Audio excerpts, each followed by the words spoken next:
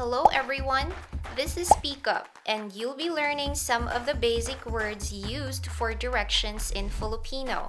It is important to know them, especially when asking for or telling a local the directions to your destination. Let's start with Diretso. It means straight or straight ahead or go straight. Diretso. Diretso. Diretso. Diretso. Diretso po. The next ones are Kaliwa, which translates to left in English, and Kanan, which is right. Kaliwa. Kaliwa. Kaliwa. Kaliwa. Kanan. Kanan. Kanan. Kanan. Kaliwa po, ate. Kanan po, kuya. Then we have pataas. It means going up.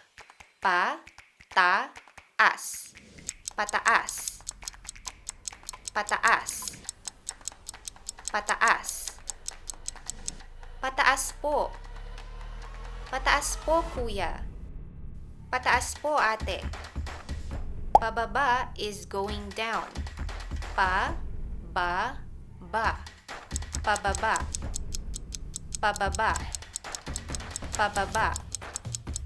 Pababa po. Pababa po, kuya. Pababa po, ate. These are just some of the most basic Filipino words used for directions. You will learn more of them as you move forward in the lessons. Now, let's go over all the words we learned today. Diretso.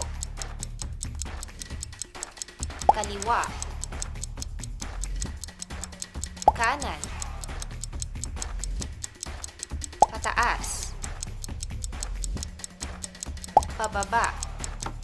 I hope you find these common Filipino words helpful the next time you go around